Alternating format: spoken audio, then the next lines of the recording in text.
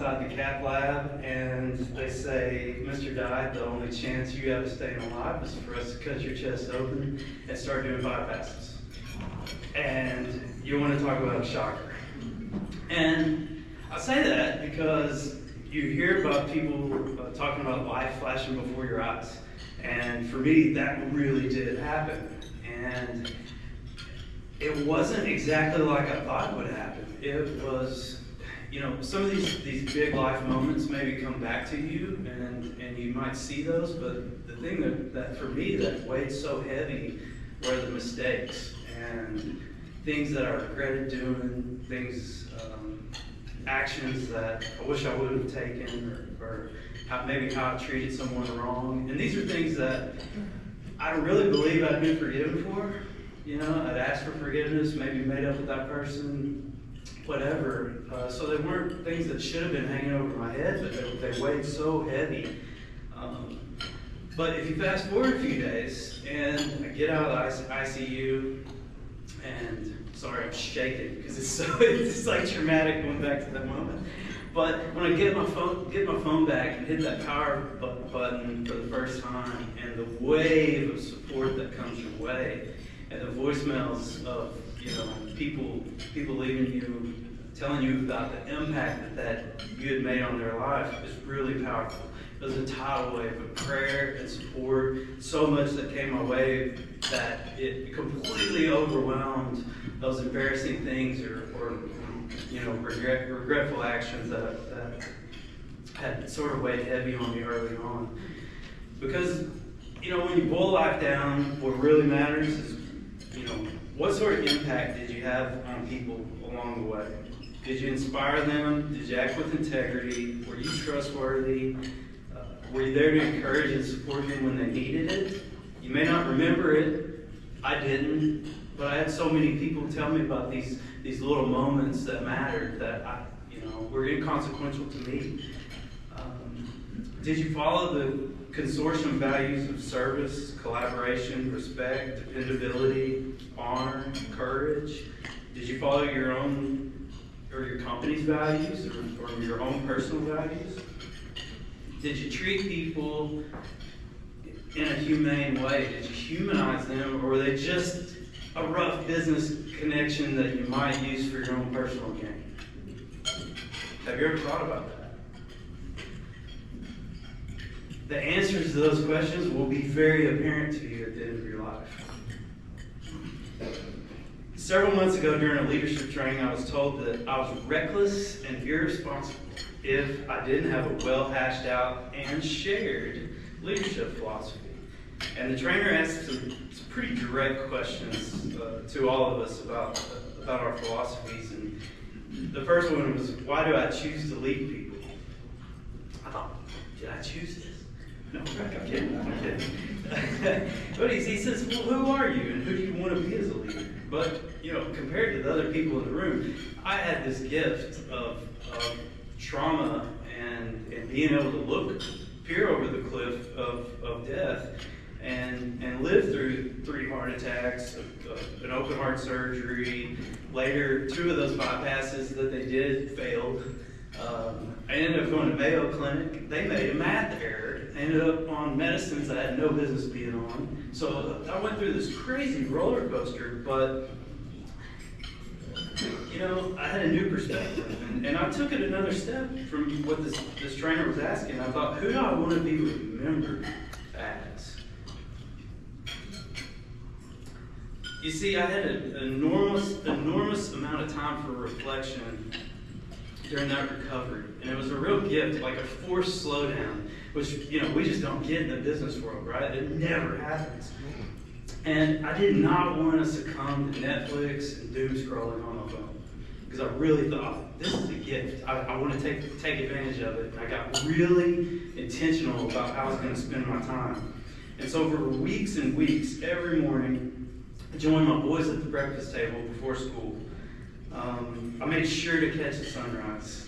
I read my devotional. I wrote a gratefulness journal. I read Bible passages. I read books about holistic health and longevity, played my guitar, learned some Spanish, Of course, did loads and loads of cardiac and pulmonary rehab. But I learned about who I really wanted to be and who I wanted to be remembered as. No doubt, this 47-year road to get here is riddled with potholes. Missed my mission probably on several occasions. I did some things that, geez, I wish I could take back. But today I have the eyes to notice new opportunities and how to move forward. And I'm uniquely driven to grow our company and create a better quality of life for each new hire. Not only for them, but their entire family. And consequently, the rest of our team. And you can do that too. I want them to know our values. I really want them to know my values. And I want to continue to share my story in every opportunity that I get, both from a Christian faith perspective and certainly a health perspective. I want these people that I interact with to know that loving and impacting others in a positive way is really what it's all about. And when I think about the values here, specifically responsibility to self and others, that's mine. And if you haven't already, come up with your own leadership philosophy. Think about that. Think about how these values, how you specifically want to live them out. And more importantly, let them be known. So one day, when I get to my funeral, sorry for going long, but I hope someone will stand up here at a podium like this and say, you know what, I can't put my thumb on it, but my life got better when I crossed paths with Ben. And I may not have as many people as Travis Jones, but I hope there's another 100 or 200 people that raise their hand in agreement. And maybe I'll be looking down. But that's rewarding and motivating for me to think about. Thank you.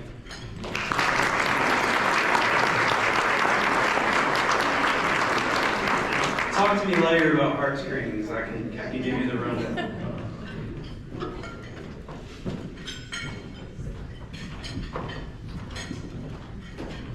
Well, it's still morning, so good morning, everyone. My name is April Roy, and I am the Senior Director of Ethics and Compliance at Nordam Group, and I'm the membership co-chair here for the Tulsa area for OK Ethics.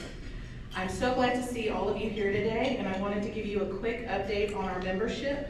For more than 22 years, OK Ethics has served as a nonprofit dedicated to promoting ethical business practices, and judging by the continued growth we see here in both our membership and attendance, I would say that ethics is still in style, regardless of what's going on around us currently. As a reminder, our membership runs from October 1st through September 30th, and in August, we will begin sending out invoices. So please make sure that you renew early. You'll have the option to renew at your current level or to increase if you have additional seats that you would like to sponsor. So make sure that you reach out to either Mary, myself, or any other board member if you would like to increase or talk about joining OK Ethics if you're not currently a member. Remember, our programs spark meaningful conversations and thoughts about integrity, both at work and beyond. And we have some really great speakers coming up in the fall. We have Jenny Love from Loves, and that will be at the beginning of the season, followed by Oklahoma City Thunder in September. So we actually have a lot of great speakers lined up for the 2026 to 2027 season. So we'd like you to be a part of that and continue. So just make sure that when you get those invoices, not to put it off and let it become part of the 400 unread emails you may have already sitting in your email box, and sign up early so you can be a part of that. We expect that several of our sessions at the beginning of the year will fill up fast, and we don't want you to miss out on that. So now, if you would, join me in welcoming Travis Jones as he'll be introducing our keynote speaker.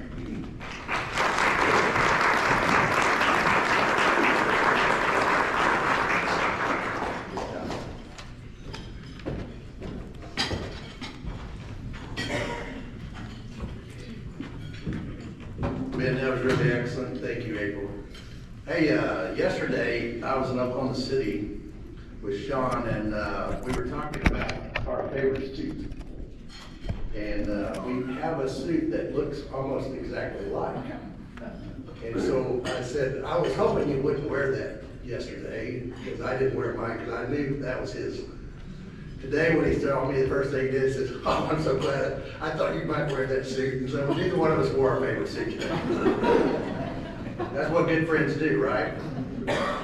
Yesterday, Sean spoke in Oklahoma City, and he told his wife he did not do a very good job. So I was there. I thought it was the best job I've ever heard Sean do. In fact, people came up to me and said, that guy is the most amazing speaker I've ever heard. It's my privilege to introduce Sean today. Sean is the chairman and CEO of Rgent Bank. He's a former Oklahoma Secretary of Commerce. He's a best-selling author. He's an investor. He's a podcast host. He's a Taekwondo black belt. He's a founder of 94X, Faith at Work movement. And under his leadership at Rgent Bank, he started that bank with $72 million in assets, and in less than 18 years, it's over $2 billion. You know what's impressive about that is that Sean's a busy guy, and Sean somehow finds time to get to know people, to really get to know them and befriend them everywhere he goes in Oklahoma, as well as anywhere in the world. I don't know how he does that.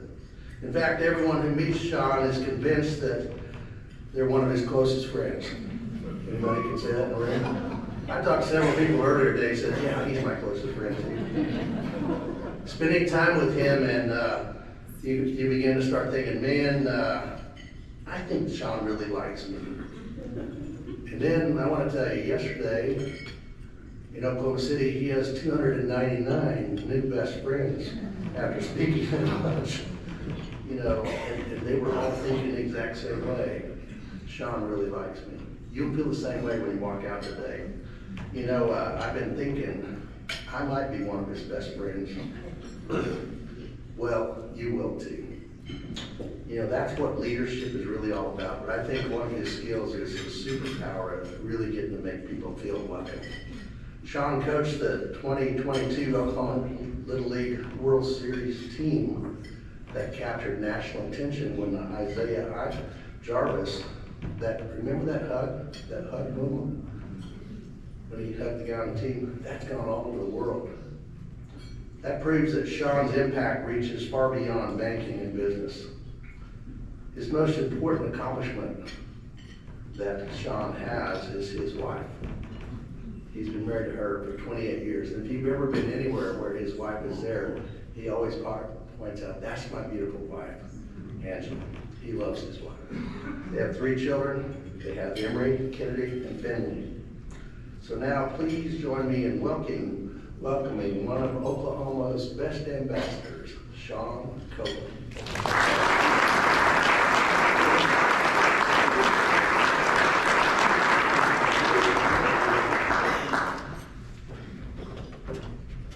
Travis really is one of my best friends, as are many of you. Yesterday was really fun. It's just, I am a storyteller. I love to tell stories. And the task today was really to bring more leadership teachings. And so it just felt so academic to me. So we're going to spice it up a little bit today. First of all, let me make a couple of introductions. First and foremost, our team. I have some employees here. Where are you guys? Oh, they're right here. Well, they're right. Miss Nate, they would buy me. So we have several members of our team here. I always get a lot of kudos and accolades for the growth of the bank and everything that has happened. You guys know it's the team. I mean, it is the team. It's never one person. Very grateful for you all, and thank you very much for being here. And I did want to recognize my beautiful wife, who is to my right. Ansel and I have been married 28 years, and I'm going to go through a lot of tips and leadership learnings, but the number one learning is marry well. That would be my suggestion to everybody. And if you could all marry Angela, that would put you way down the road, but you can't, because I already did. So you'll just have to figure out your own path. So we were actually talking about this the other day, and it really got me thinking about, we're one of the few husband-wife executive teams that you will find. She's executive one gas. I obviously have been at the bank forever. And so we have these very unique conversations about work. And I was thinking, why is leadership so difficult? Okay, if you think about it, we should just be able to figure it out, okay, lead a certain way. It should work in all situations, and we don't have to talk about it. We don't have to learn from each other. We're not constantly having to evolve, but the problem is, it's complicated. People are complicated, okay, and each of us are motivated in different ways. What is important to you is not necessarily important to me, and vice versa. Things are always changing. Our people are dealing with things that we have no idea that they are dealing with. Competition is constantly evolving and changing. The economy is evolving. Technology is evolving. Culture is evolving. And that's what makes it so challenging, is because we're in this moving world. And we constantly have to adjust based upon the situation. So if you add to that, we have grown 27% a year for 17 years organically in an industry where you grow about 4, okay? 3.5 to 4 is the average.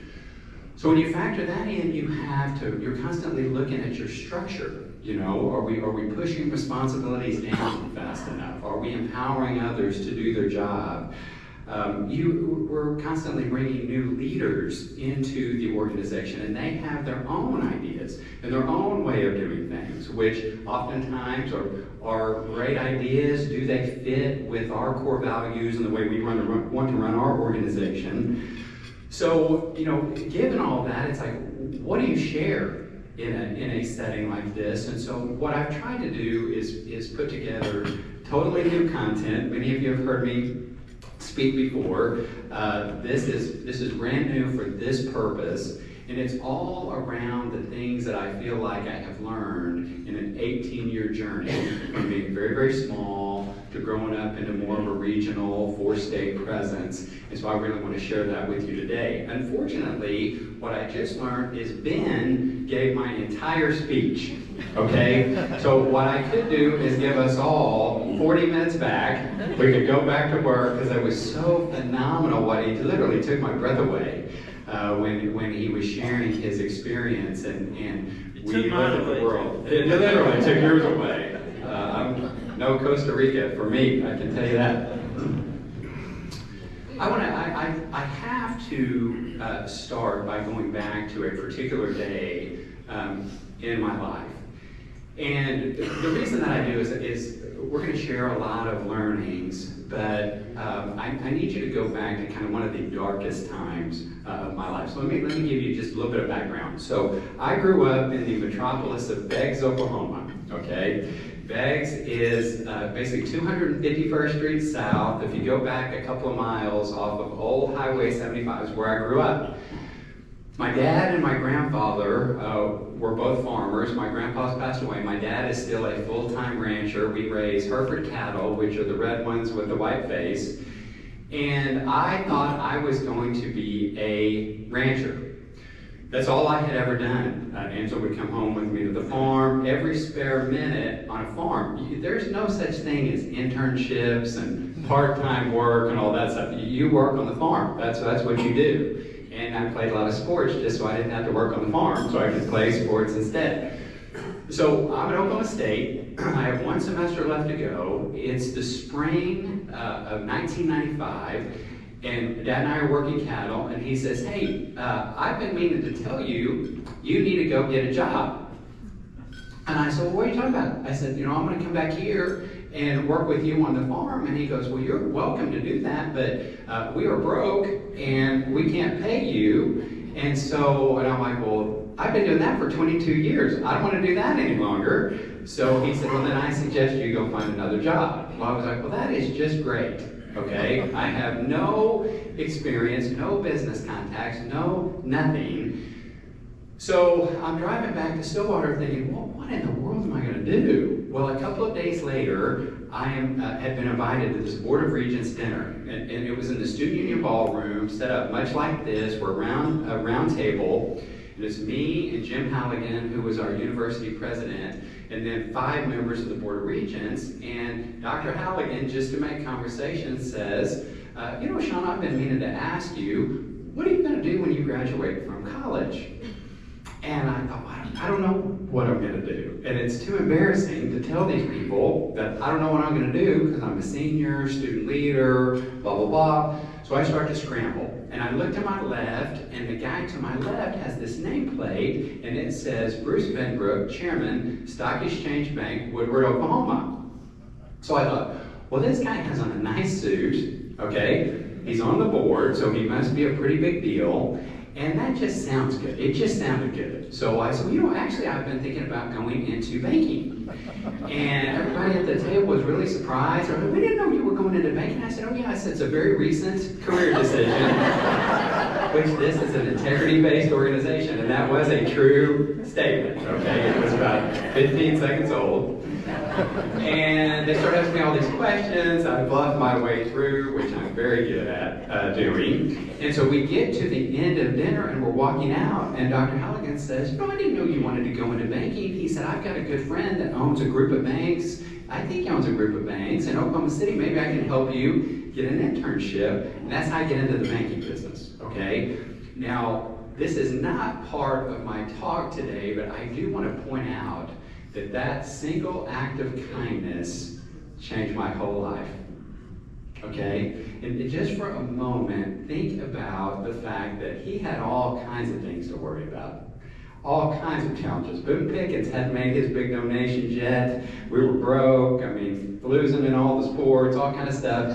But he helps this farm boy from Beggs, Oklahoma.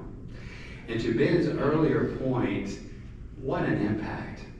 I mean, over the years, I have met with tons and tons of people that Jim Halligan did that for.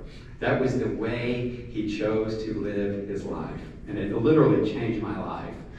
So fast forward. So I intern at MidFirst Bank. They hire me back. I am then drastically over-promoted my entire career. By the time I'm 34 years old, we have the opportunity to buy this little bitty bank in Nowata, Oklahoma, called Rgent Bank.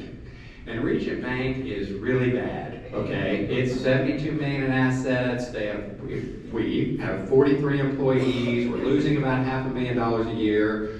So you say, why would you do that? Well, why would you buy a terrible bank? Well, because you can't just start a bank. If you're going to own a bank, you either have to buy an existing charter or get the Fed to approve a new charter, which they're really not doing, certainly not for a 34-year-old with nothing. And so that was my big shot. So we thought we did a good job of due diligence.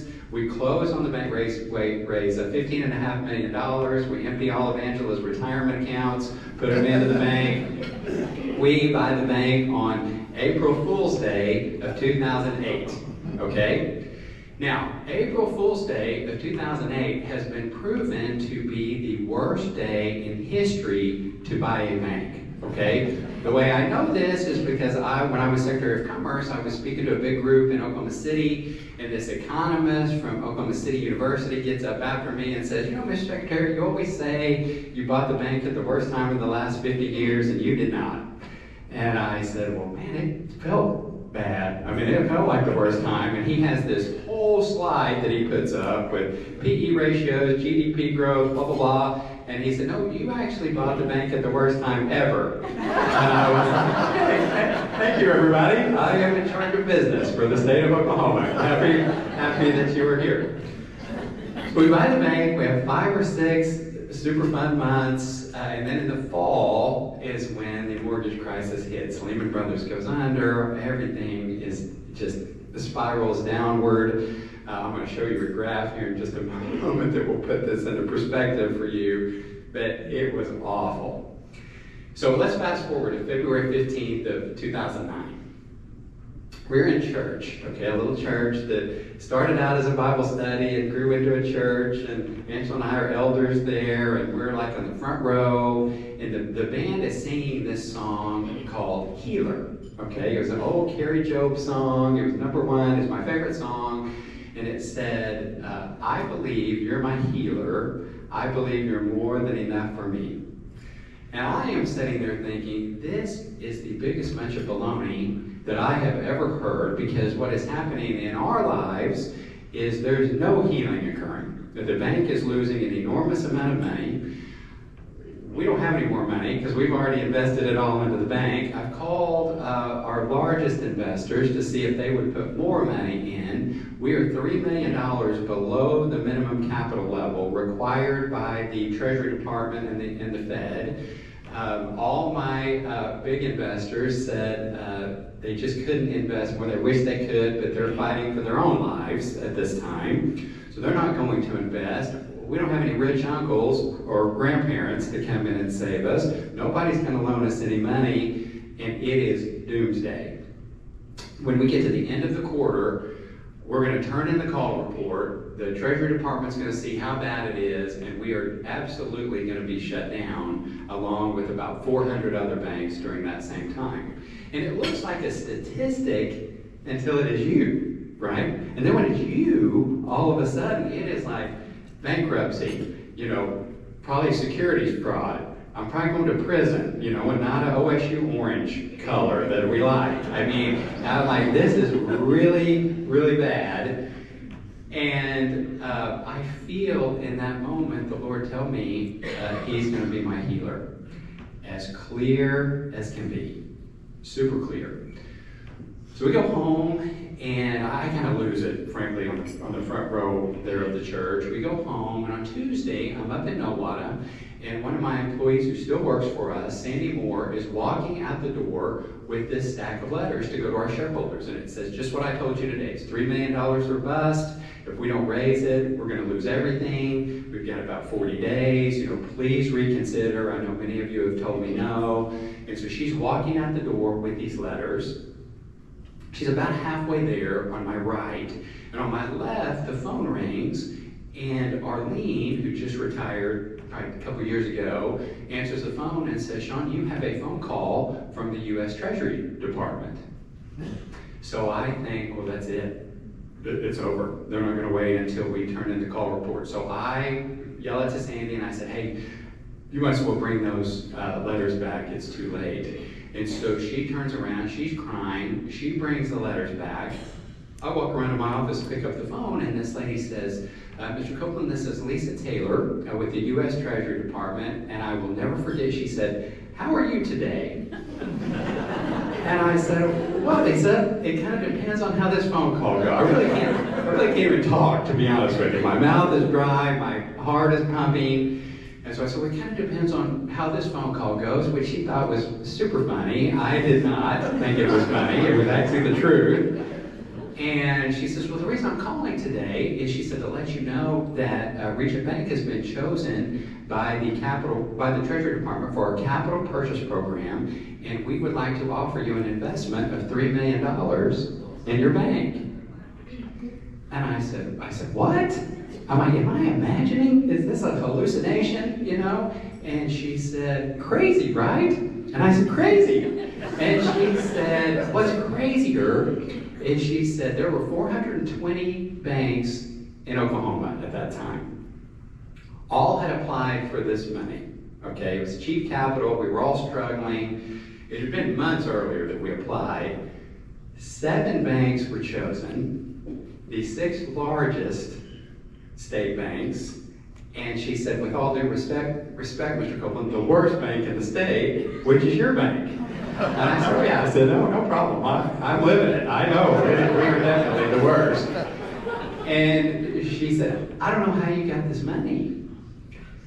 And she said, I'll never forget, she said, all I know is you must have friends in really high places. And I said, well, Miss Taylor, I said, I do, but I don't think it's the friends that you're thinking about. And the rest is history. So what has happened, from that time. This is the graph of how this all transpired, by the way. This is actual, okay? None of this is fictionalized. I resigned my job, signed the contract to buy the bank when it's high, then it goes down, we buy the bank in April. It took about 6 months to get approval. And then look what happened to the Dow Jones Industrial Average until the time of the miracle. But thankfully, this is what has happened since. I think I might have missed. Yeah, this is what has happened since. 18 record years, 30 times growth, 27% a year. Remarkable, remarkable. This is our net income and stock price growth. I mean, it is just, those folks have gone from 20 bucks a share to 120 bucks a share. I mean, it has been a great deal for all of us.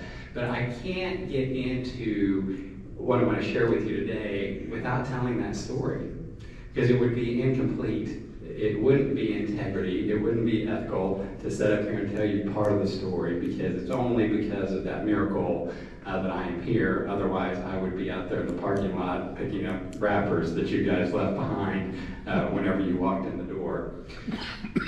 So let me talk just a little bit, give you a little bit of background on our company, and then I'll get into kind of our main point of our talk. So I just want to kind of talk about how we are wired. So our purpose statement is to show God's love to our employees, clients, and communities. One of the things I felt really challenged to do was think about the why. Why do we really do what we do? Okay, because what I found out was that just hitting numbers just wasn't doing it. It just wasn't doing it. I remember setting a $1 billion asset goal when we were very, very small, and we worked toward, and I mean, $1 billion back then, it could have been $1 trillion. We didn't know how many zeros it was. I mean, it was such a big number.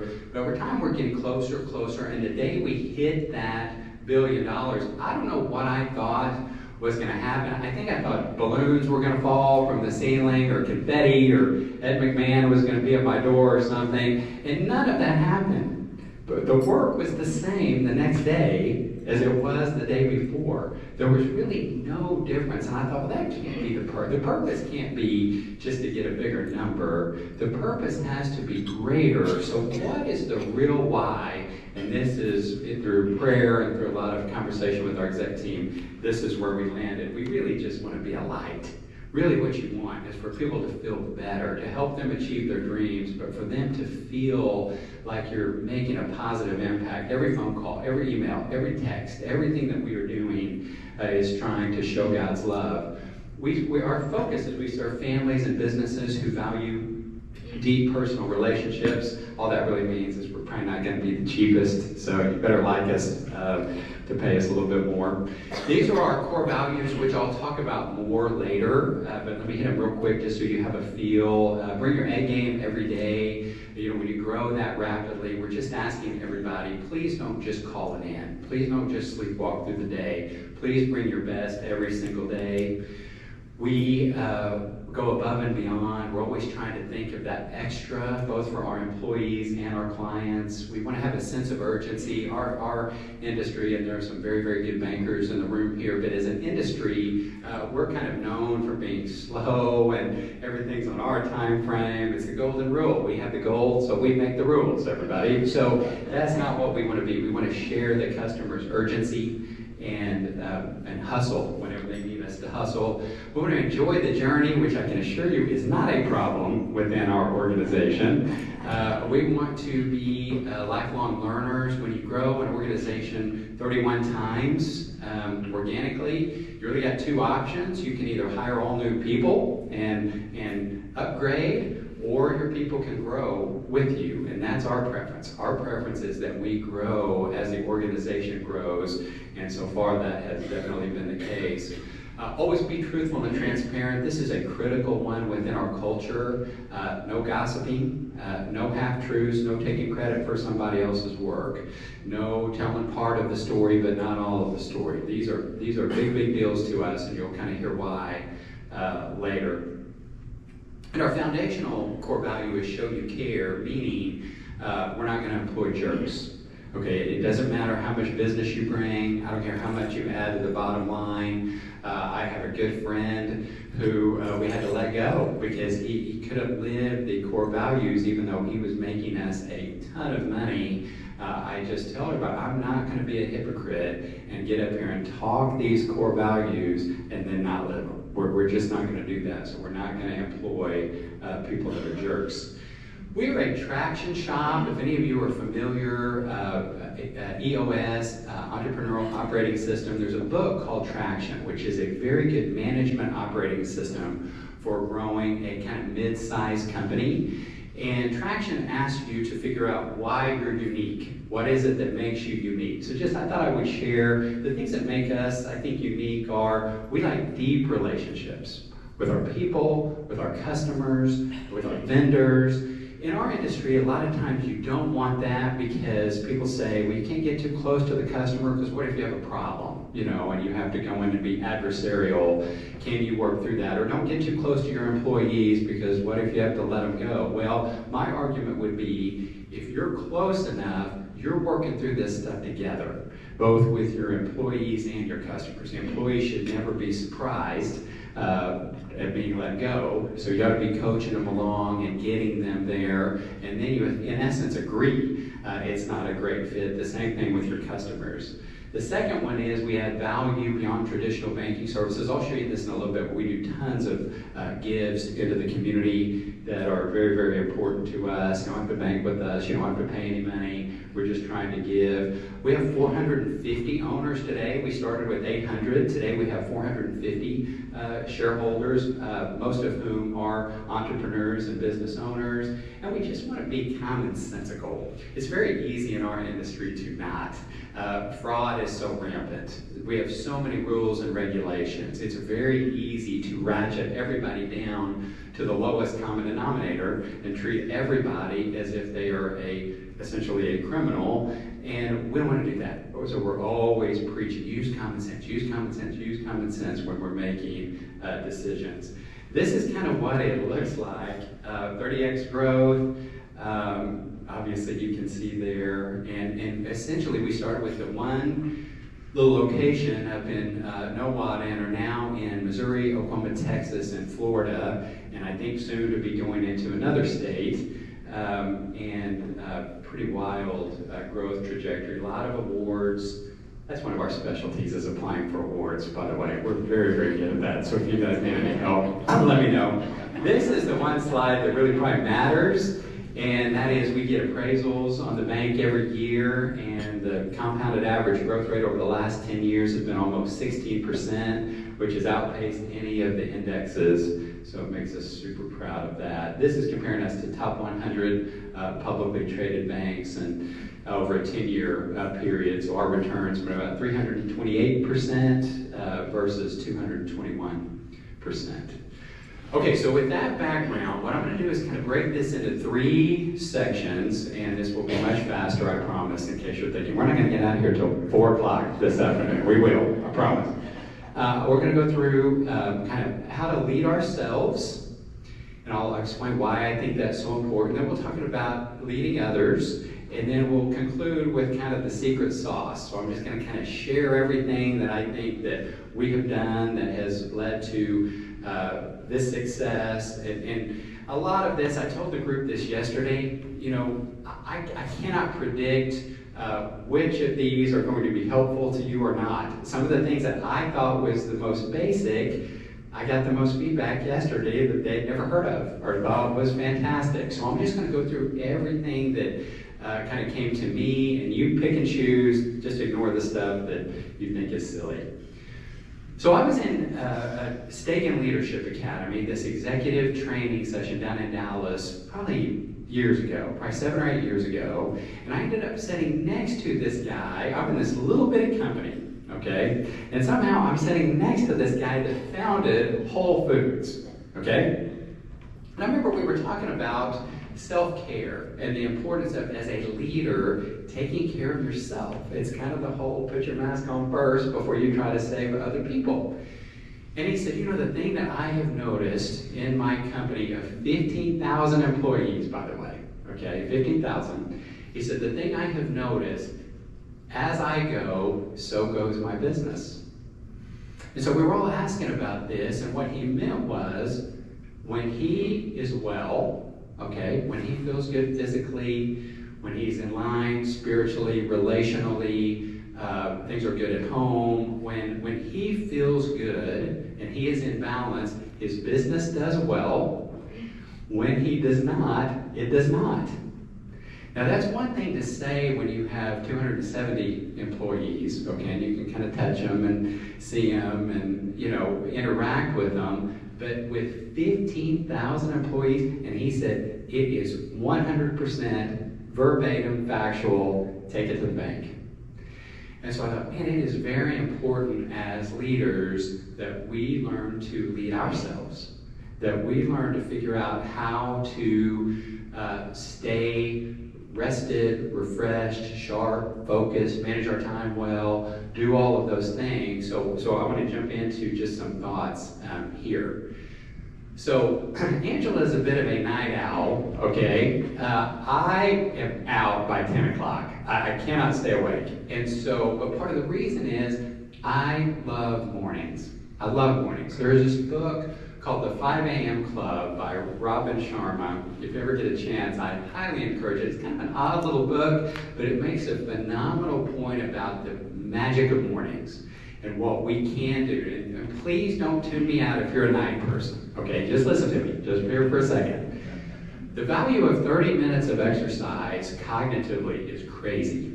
I mean, it's unbelievable. And I'm not talking about, you know, having to hit the weights or sprints. Just getting our heart rate up 20% for 30 minutes has unbelievable effects for Alzheimer's, for longevity, and clearly for just being sharper. So highly, highly recommend. I usually get in the office early, and I'll spend 30 minutes just kind of on me. Okay, and this takes a lot of willpower, because the tendency is to want to reply to emails and reply to texts and get into the day.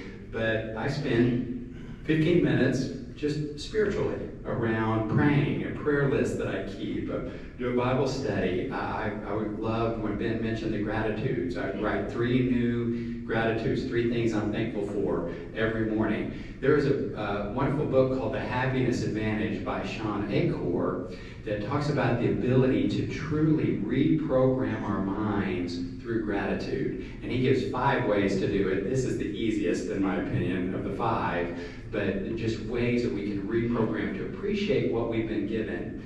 And then forgiveness. Has anybody in here ever gone through your life and not had anybody do you wrong? Okay, anybody? Yeah, I didn't think so. So this is so critical. We don't realize, we do quite a bit of mission work in Brazil, and the sickness in that city or country, wherever we go, we have learned is 90% due to unforgiveness, bitterness. People allow these things to just eat them alive, and the importance of just letting that stuff go, just forgiving. And then learning, spending 15 minutes, I spend 15 minutes a day in a podcast, or reading, or listening to Audible or something. I don't really read, that wasn't true. Listening to Audible, podcasting, reading articles. I will read tiny articles, they just can't be very long. And so they're constantly learning. And then I have this staff meeting. The crew yesterday found this very interesting. A staff meeting with the boss, which is God. And so my commitment when we were saved by that miracle was that I would be led by him. And so a lot of the things that we have done at the bank have come from that staff meeting that he and I have in the mornings. Some of them are really, really scary. Some of them are much more normal. So, but I've just promised to obey. As it relates to kind of time management, just some thoughts here. One, time blocks. So I know a lot of you, and I am certain that nobody in here ever works, and then you get to a point in your day and you're like, man, I don't have anything to do, So I think I'm going to strategic plan. or I'm going to, write a thank you note, or I'm going to work on this project, or I'm going to do whatever, because we all have more work to do than we get done. My opinion, we got to block it, whatever it is. So every Sunday night, I try to go through and figure out what are my key priorities, put them on the calendar, make a meeting with myself to work on whatever is most important. I am the sharpest in the morning, so I don't take any meetings before 10 a.m. A lot of people feel like they have to start their day with meetings, and what I learned is I could pretty much get everything done that I needed to get done by 10, because that's when then the rest of the day can be packed full of meetings. That was super helpful. 2-hour living is one that not a lot of people have heard of, and this is a crazy teaching right here. Okay, this is worth your whole price of admission. There was a Harvard Business Review years ago that talked about how we are actually created to be sprinters and rest. Sprint and rest. Think about the cave people, okay? When they ran out, killed an animal, ate it, hung out in the cave. Then they rested up for a while. Then they went and did it again, went and got some berries or whatever. I don't really know what cave people did, but I'm certain that they sprinted and rest in their activities. We don't do that. We function at maximum RPM all day long, every day, every day. This article said that if you will work in 2-hour spurts and then stop for 10 to 15 minutes, okay? And you can do whatever. Mine is usually a time of prayer, and because I can only really focus 2 hours at a time.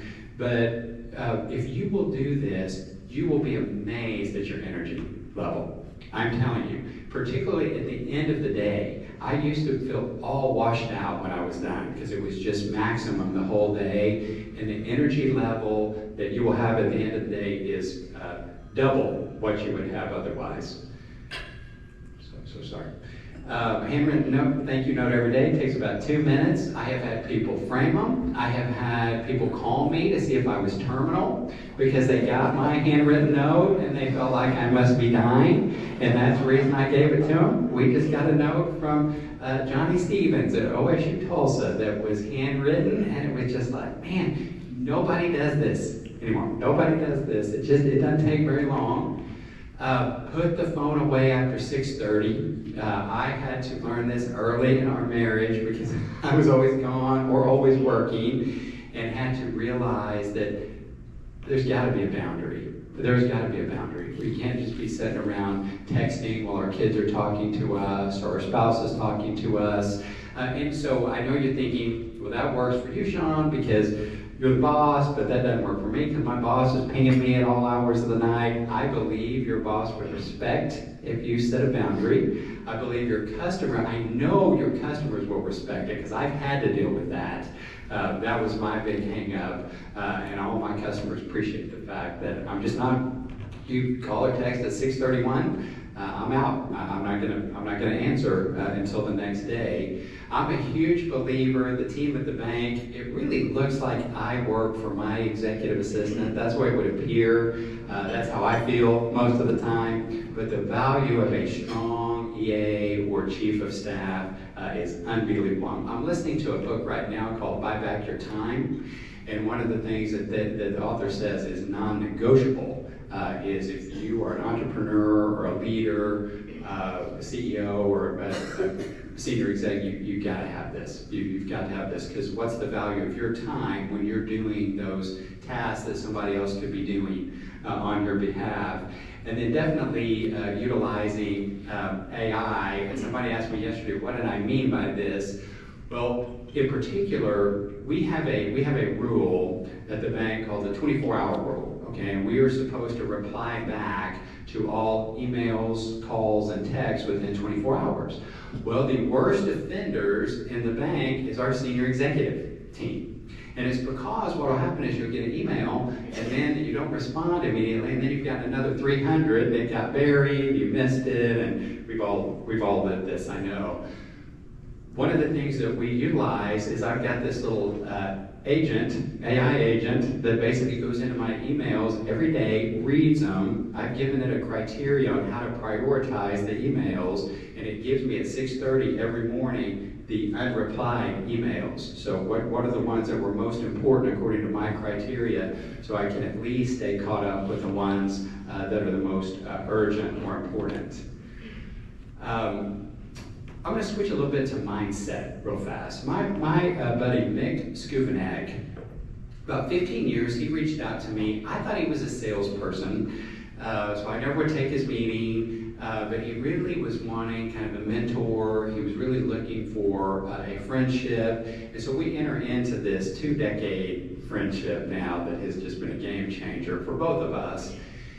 And what I noticed in this relationship was, have you ever noticed that almost everybody you know, if they want to befriend you, there probably is an ask involved, okay? They probably want something. Or this was the worst when I was Secretary of Commerce. I had so many friends, unbelievable, and all they really wanted to do was meet the governor or access the incentive programs that we had at the state. I mean, it was so transactional. That happens a lot in life. So Mick and I were at lunch one day, and I said, you know, Mick, wouldn't it be wonderful if the world was like this? We both were for each other, okay? We were for each other. We weren't trying to get something from each other. We were trying to help each other. And I said, wouldn't it be cool if this is the way that everybody approached relationships?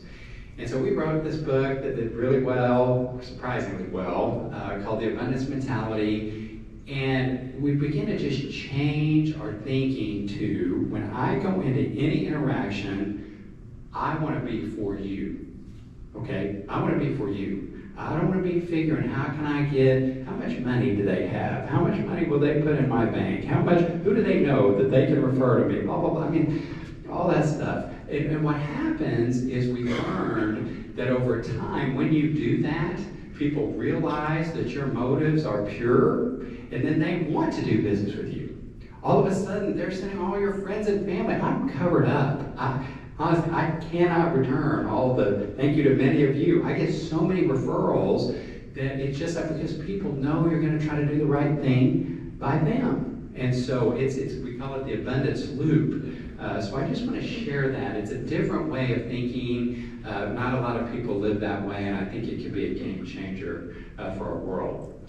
Now let's talk a little bit about leading others real fast. This is my favorite leadership quote of all time. You can buy a man's time. You can buy a man's physical presence at a given place. You can even buy a measured number of skilled muscular motions per hour or day. But you cannot buy enthusiasm, you cannot buy initiative, you cannot buy loyalty, you cannot buy the devotions of hearts, minds, and souls. You have to earn these things. So this is the name of the game, okay? How are we leaders in our families, in our workplaces, in our community, where we have earned these things? So that's what we're going to talk about here. I have studied this a lot. I love leadership. And I'm always trying to figure it out because, as I said earlier, it's so hard. It is so difficult. There are 20 studies, top universities all over the world that all mirror this right here. But I've never seen it put in writing before. Maximum productivity within an organization, to achieve it, you have these 3 qualifications, okay? 1, you have a supportive and loving environment. People are not walking around wondering if they're going to be stabbed in the back, if people are going to take them out, if people are telling them the truth. I have been there. I have been at these places. It is awful. I mean, you do not know who to trust, so we got to snuff that out. But if on the flip side, if it feels like a family, okay, and not like our dysfunctional times as a family, like the good times we have as a family, where you have this supportive and loving environment, it is amazing, but you also have to have autonomy, okay? How many, no, I'm not gonna, you don't have to answer this because I don't want to incriminate any of you. We have all worked at places. I started my career fairly early in a place where one human made every decision in the entire place. Everybody else was terrified to make a decision. Everything got sent up to this person. And I thought, this guy knows less about the problem than I do. Well, why do I have to set a meeting 4.5 weeks out to meet with this person to ask him a question about something he didn't even know anything about. I had to explain the whole thing to him, but that was the culture of this organization. A better culture is, let's let people do their job. Why don't we just let them do their job? Why don't we just give them boundaries and give them autonomy, and let's just see what they do. Because it is pretty shocking what people can do if you will just give them the authority to do their job. However, number 3 has to come into play as well, which is a high degree of accountability for outcomes. So it can't just be, everybody always asks me, you guys with this faith-based, best place to work, blah, blah, blah. What is this? You guys just eat s'mores and sing around the campfire, kumbaya, what are you doing over there? And I'm like, well, you don't really grow 27% a year eating s'mores and hugging each other all the time. And so a high degree of accountability and outcomes. Now, yesterday somebody asked me, how do you do 1 and 3? How do you have this supportive and loving environment but have it be very accountable at the same time? And I believe it's just honesty. You just tell the truth. We know we lay out the expectations clearly. We coach to the expectations, and you just give honest feedback in love, not in an embarrassing way, in private, so that people know what your expectations are. I believe you can definitely do all 3 of these. Furthermore, and I'm going to hit these real fast, just in studying this, I think we find that the best leaders are vulnerable and transparent. I think the good old days of the corner office having all of the answers are gone. I don't think they ever did, first of all. I think they just pretended that they did, and I don't think that's what people want. We do everything as a team. I just asked our crew the other day a service question to the whole bank to help us figure out something that we're trying to figure out. I think people want you to ask them for their input and listen to them. Many times they know better than you do. Speed of decisions equals your growth rate. There's a quote that I'm going to show you here in a second from Craig Rochelle that articulates this, and I'd never thought about it before, but I promise you it's the truth. How fast you make decisions within your organization will determine how fast you grow. Now, some may say I may make decisions a little too fast. I would agree with that on occasion. But I think this whole analysis by paralysis deal kills a lot of organizations. Being a learner versus a knower, okay? We're leaders in here. So going into a meeting thinking I got to have all the answers, I think is wrong. I think going into a meeting, asking all the questions and trying to learn from others, much, much better, much more empowering. You'll make a better decision. The one thing that I did enjoy about state government is our governor, for all of the flaws, he will ask the dumb question. I'm telling you, we would be in a room, and he would ask this question that you're like, that's pretty elementary. That's pretty elementary. But that's how he functions, is he's just going to ask until he understands it. And I got to where I really, really respected that because he definitely had in most things, a learner mindset. Being a coach versus a rescuer. Okay, this is one of my favorite Stagen teachings. People come to us with a problem. We have 2 options. Okay, we can answer it and give them the solution, which makes us feel good because we're the leader and we have on the Superman cape and all that stuff. Or we can coach them to figure out how to answer the problem. And the problem with being the rescuer is it's not scalable. Because what's going to happen one day is so many people are going to need to ask you questions that it's going to clog up the whole organization. So the only way to scale, in my opinion, is to be a coach versus a rescuer. And then the big deal that I had to do, I remember I had a boss years ago who I was running operations at this particular bank. I was doing a lot of business development, doing a lot of stuff in the community. And the chairman called me in one day and said, Sean, we really feel like you are better outside. Like your gifting is really your ability to build relationships. And so I want you to, I'm gonna essentially replace you in your operations role, and I want your focus to be outside. So what did I think? Man, I've just been demoted. That is a bummer. Am I that bad at operations? I mean, I didn't think I was that bad. Essentially, I just got fired from half of my job. I mean, I go spiraling out of control. Best career move of my life. I am awful at operations. They'll tell you, I am hideous at operations. Love people, love bringing in business, but had to get past the ego. So learning that we don't have to be, rugged individualism is this concept where I have to know everything, okay? I've got to be good at everything in my company or in my division or department. And better is unique teamwork, where I go, I'm going to focus on what I'm good at. I'm going to bring people in or promote them that do things I am not good at. And it is magic whenever you get to experience that. They'll get everything but genius. Whatever we are the best at is where we should spend our time. 1,000%. That's a strategic coach concept that I love. If we're doing things we're not good at, we really need to have somebody else do those things, which are probably the things that you hate doing as well. I wish I had overhired and undermanaged earlier. The big breakthrough about probably 13, 14 years ago, I had a business partner that we bought out and changed the course of the organization and started paying the money to hire in the best people and letting them do their job, as opposed to under-hiring and over-managing, which is what many of us do. We make decisions as a team. So if you come to one of our senior executive meetings, you would probably be shocked at the level of disagreement and the level of debate and how we get to our ultimate decision. New people, they're like, oh my gosh, I cannot believe they just talked to you that way. And my answer is, if they don't, I don't need them on the team. It is of no value to me to have, and they're not disrespectful, but we challenge each other like crazy. And so my belief is that as a team, we make better decisions than I do individually. And so kind of putting ego aside and just having the debate and making the best decision as a group.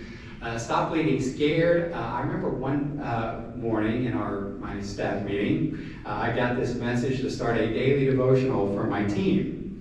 And I said, well, God, that can't happen because that's illegal and I don't want to go to prison. And so we ended that conversation, and he didn't though. He stayed after me, and so I finally gave in and started this daily devotional with 4 people. Okay, 4 people came. I invited everybody. We had about 100 employees. Only 4 showed up. It was a little deflating. And so we have the devotional that day, and then the next day we had 54. Then we had 107. And then our employees started saying, can we invite people from the outside? And now this little daily devotional has 500,000 callers a day.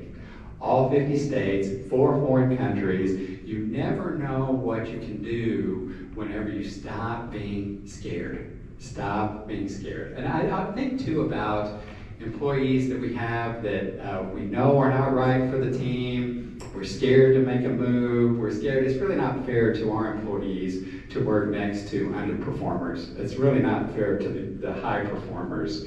And then just always having extreme honesty and integrity, because everything that we say, everybody is listening all the time. I mean, all the time. Let me hit on kind of the secrets. This is the quote that I was telling you about that I love so much. The speed of your decisions will determine the pace of your growth. And we're going to talk a little bit about our internal culture, and then I'll wrap up. So one thing that is very unique, I think, about the culture is we have complete transparency. And I mean complete.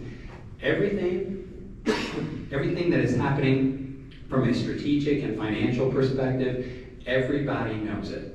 There are no secrets occurring that everybody's not aware of, and I mean at all levels of the organization. We go over it in our employee meetings, we talk about it on our weekly huddle. It is shocking to some people, the things that I share, but either we're going to be a team or we're not going to be a team. And everybody says, well, somebody's going to use that against you. You're sharing all of this stuff. It has not happened in 18 years. Getting constant feedback. So I get to meet with, thanks to Karina who is here, we meet with all of our new employees on at least a quarterly basis. We always ask them, number one, tell us your story. Number two, are we living our core values? You've been here 90 days now. Are we living the core values? Have we not?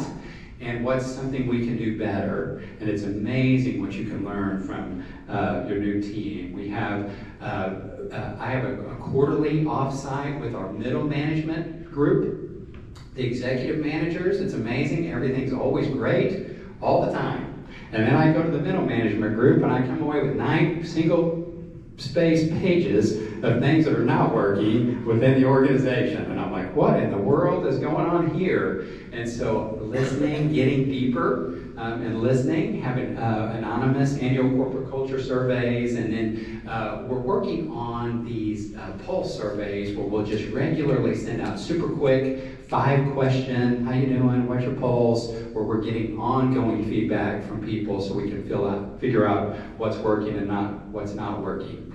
We try to be super generous, so I'm just going to hit a couple of these real fast. But every new employee gets flowers. We have free snacks for everybody. We don't have that styrofoam cup in the refrigerator that is the difference between solvency and insolvency for our company. We have a 5-year sabbatical. So whenever, this is the favorite of everybody, when you've worked at the bank for 5 years, you get an extra 2 weeks of vacation on top of your regular vacation. And then every 5 years it adds. So at 10 years you get 3 weeks, at 15 years you get 4 weeks, etc., etc. And that is beloved. And it doesn't really cost any money, except for obviously replacing their work. We do tons of gives to our clients. We do tons of gives into the community. But it's just kind of part of our purpose. You're not trying to get business, you're really just trying to do what we're supposed to do and invest back into the community. On the efficiency front, ongoing process improvement efforts. So we love these Kaizen efforts where you go into an area and figure out the process and figure out where you want to go. We do those regularly, are hoping to bring on a process improvement person this year for full time. And then, as I mentioned, we're a traction shop. So what traction means is you go through basically 5 exercises. Figure out your shared vision, make sure you have the right people in the right seats, build out your franchise prototype, what are the key processes that need to be documented, identify and resolve issues quickly, and then you've just got this meeting pulse where you're constantly communicating at all levels of the organization. I believe the key to our whole deal is a greater purpose. I think at the end of the day, I think people are tired of coming to work to make Sean and Angela more money. I think that they want to make a difference and they want to figure out how they can have a greater impact in the world. And so we don't talk a lot about numbers. We talk a lot about living our purpose. And so what that kind of looks like, if you'll recall, is to show God's love to our employees, clients, and communities. So what it looks like is we have the daily devotional. We have a prayer team within the organization, prayer team at Rgent.bank. If any of you would like for us to pray to you, we have a lot of miracles that have come out of this team.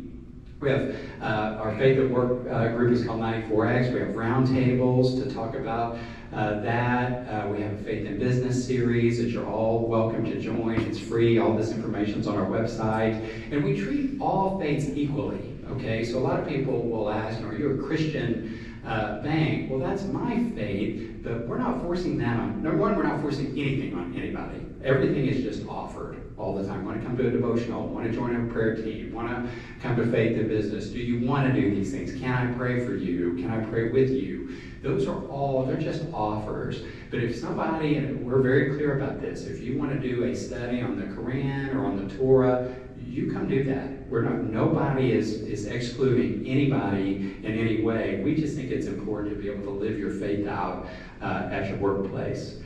One of the things that I've recently learned that I'm really excited to implement, we haven't yet, but we've been talking about it at a senior executive level, is a concept called relational leadership. which just means that every manager spends an hour a month with every employee and you don't talk about work. The rule is you can't talk about work.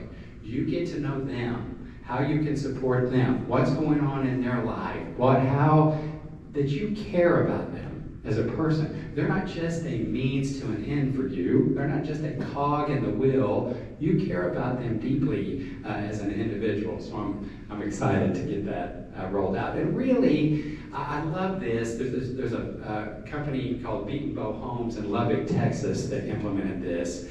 And what they say is, our people as leaders, our people are our mission. Well, we tend to think the work is our mission, okay? We gotta get this stuff out, we gotta sell this much, we gotta do this or that. Our people are really our mission, and then the work is their mission. And just give me a heart for the people I lead. Let me see them. Let me understand where they are. Let me care about them and their families and what's really going on within their life. John Wooden said that success is peace of mind, which is a direct result of self-satisfaction and knowing you made the effort to become the best of which you are capable. I love studying John Wooden because he won a lot, but he didn't really think about winning. He thought about, this pyramid of success, which was all around self-actualization, becoming the best version of ourselves that we can be. He's just an amazing leader. So I want to close today, and let me see, we've got 11 minutes, so I can take a couple of questions if we have time. I want to close with a poem that I always end all my speeches with, and it's because it just, I think, brings into perspective why are we in leadership? I loved Ben's comment. Why did you choose to be a leader? Okay, let's center back on that and just hear me as I share this poem. It's called It Won't Matter. It won't matter the square footage of your house, but how many people you welcomed into your home. It won't matter about the clothes you had in your closet, but how many people you helped to clothe. It won't matter what your highest salary was, but if you compromised your character to obtain it. It won't matter what your job title was, but if you performed your job to the best of your ability. It won't matter how many friends you had, but to how many people you were a friend. It won't matter in what neighborhood you lived, but how you treated your neighbors. And it won't matter about the color of your skin, but about the content of your character. My grandpa used to say, this is not a dress rehearsal, okay? We're not practicing here. Now maybe we're practicing, hopefully, for eternal life, but in this life, we get this many shots. And all of us, if you're here, have been entrusted with people. You've been entrusted with people to lead. And so as we lead, we have a lot of ways we can do it. I mean, there's a lot of ways we can go through our day. And my prayer is that we just kind of remember what really does matter. And it really is how people feel after they deal with us. It really is. It really is, can we inspire them? Can we love them, on a deeper level? My favorite employee quote of all time, about a year ago, we were in new employee orientation. And we were going around, and I always asked everybody to tell their story. And one of our employees said, Sean, I just have to tell you, she said, I have been working for 34 years, and this is the first time I've ever felt loved at work. And I thought, man, that is good. That is what we were trying to do. And the individual next to her said, I will one-up you. I am 57 years old, and this is the first time in my life I have ever felt loved. Period. So, you guys, this really matters. Okay? I always get asked, why do you give so many speeches? When do you do your real job? Which is very nebulous. People really don't know what my job is. So, and the reason is because if just one person would change, feel better, think better, change the trajectory of their life based upon a word that the Lord has given me to share, it's all worth it. It is all worth it. That's the same impact we can make. So thank you very, very much for letting me be here. Appreciate it, and thanks.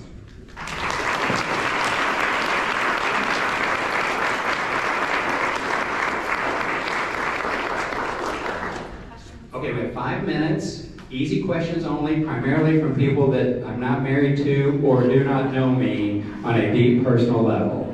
So, any questions? I know we're close to time. Anyone? They had some good ones yesterday. Anybody? Yeah, Josh. One of the things that you mentioned was self-care for yourself. How do you then, on the other side, you're asking a lot from your employees, right? Bring your A game, go above and beyond. How do you coincide that with structurally trickling that down into your leadership team and also to the individual contributors who may feel a lot of pressure to do those things at the same time? How do you marry those together? Yeah, I fully believe, I think everybody heard that. I fully believe, in boundaries, number one. I do not like, a lot of people feel this glory of working long hours, and I don't like that. I don't like that. I don't think we should be doing that. I don't think we need to be working all weekend. I think, if you're functioning at your highest level and your work is spilling over into evenings and weekends, then we need to get you some help. I mean, that's on us. So, but if you're wasting your time all day and then having to do your work, or doing somebody else's job all day and then having to do work, that's on you.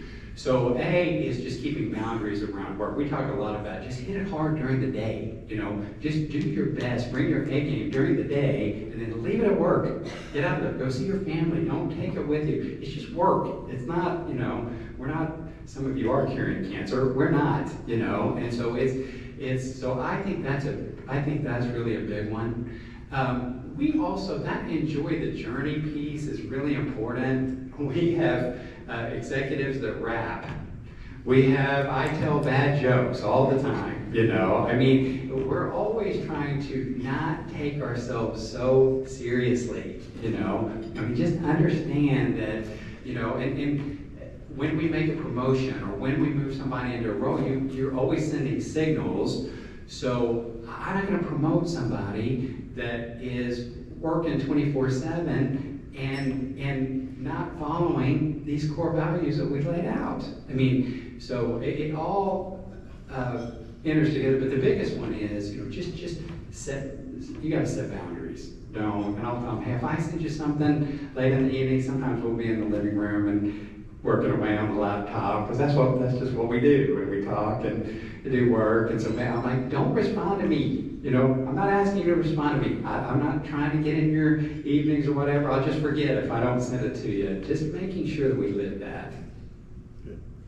Anybody else? Thank you, Josh. Appreciate it. Anybody else? And you can't, if you know me, you can't ask me a question. I was just kidding about that. Not about the married deal, though. That's a very firm, no questions from that person. But anybody else? All right. Yes, ma'am. Can't see. Yes, ma'am. After the $3,000 miracle loan, how did you ramp your recovery from that?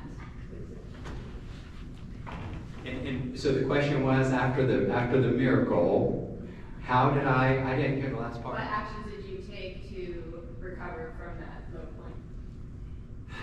Well, so if you didn't hear, the question is after the $3 million miracle, what actions did I take to recover? I've had to go through, I lived a lot of my life in fear.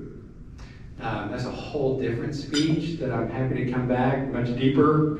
But I just lived a lot of my I looked super successful, but I always had this loop that I'm going to be a failure. People are going to realize I'm not as smart as they think I am. I mean, it was imposter syndrome at the worst degree.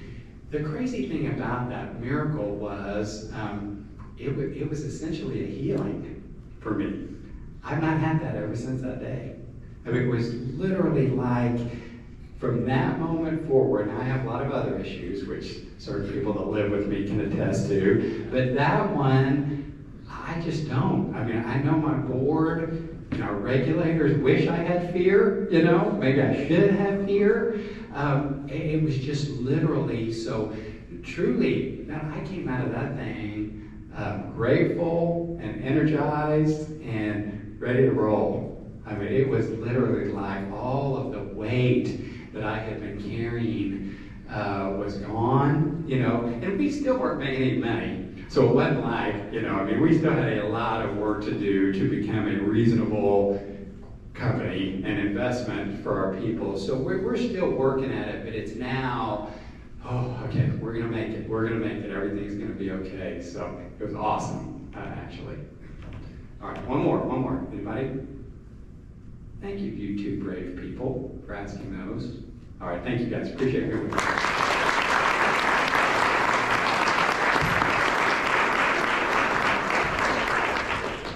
Thank you so much, Sean, for such a great message. I think we can all leave a little bit energized in really bringing love and spreading good. I think is just a great way to wrap that up. So thank you very much. Everybody for coming today. I know it takes a lot to get away from work and spend some time, but it's nice to be in a room with people that all believe in the same things and want to promote ethics in business, and so that's why we're here. We hope to see you again back in August. Again, Jenny Lovemeyer will be here to talk about her journey at Love's and all the great things they have going on there as well, and look forward to seeing you guys then, and thank you very much.